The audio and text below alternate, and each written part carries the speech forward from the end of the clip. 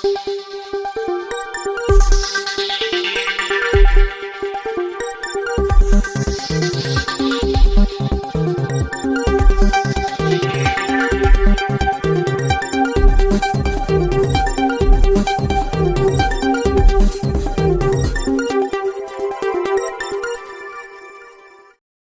હાર્દિક સ્વાગત છે। વાત કરીએ કેન્દ્રીય મંત્રી રૂપાલા દ્વારા રાજપૂત સમાજ વિરુદ્ધ ટિપ્પણી કરાતા તેમની સામે વિરોધ યથાવત।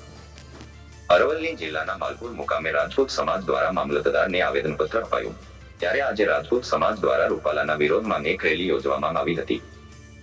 રેલી માલપુર 4 રસ્તાથી લઈ મામલતદાર કચેરી સુધી યોજાઈ હતી, જેમાં મોટી સંખ્યામાં સામાજિક યુવા અને અગ્રણીઓએ બેનર સાથે કેન્દ્રીય મંત્રીનો વિરોધ કર્યો હતો। રેલીમાં પુરુષોત્તમ રૂપાલા વિરુદ્ધ તેમની ટિકિટ રદ કરવા રાજપૂત સંગઠને માંગ કરી હતી। ટિકિટ રદ નહીં થાય તો ક્ષત્રિયાણીઓ દ્વારા જોહર કરવાની ચીમકી ઉચ્ચારાઈ। સરપંચ સમાચાર ન્યૂઝ અરવલ્લી। રિપોર્ટ જાડેજા વિરેન્દ્રસિંહ સાથે જાડેજા રાહુલસિંહ।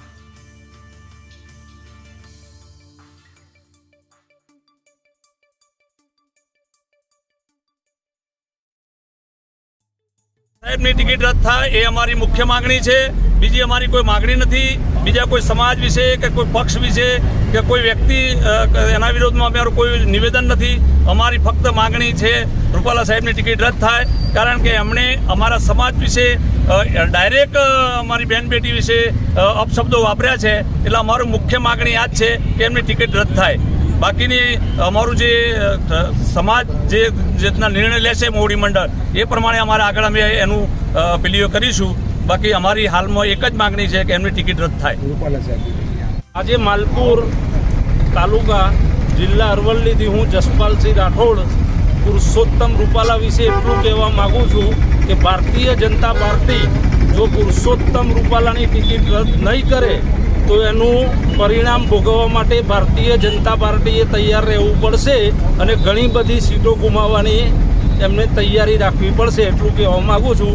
એટલે ભારતીય જનતા પાર્ટીના પ્રદેશ જ્યાં પણ એનો જે નિર્ણય લેવો હોય એ જલ્દીમાં જલ્દી લઈ લે તો સારું છે। બાકી એનું પરિણામ ભોગવવા માટે ભારતીય જનતા પાર્ટીએ તૈયાર રહેવું પડશે, કારણ કે રાજપૂતો તૈયાર જ છે। ઓલ ગુજરાતના રાજપૂતો તૈયાર છે, એકલા રાજકોટના નહીં। એટલે પુરુષોત્તમ રૂપાલાની ટિકિટ વહેલામાં વહેલી તકે રદ કરો, નહીં તો તમારું પરિણામ ભોગવવા તૈયાર થઈ જાઓ। તમે જે જાહેરાત કરો છો કે આટલી સીટો લાવશું આટલી સીટો લાવશું, એ બધું તમારી ખોટી વાહિયાત વાતો થઈને ઊભી રહેશે, એટલું કહેવા માગું છું।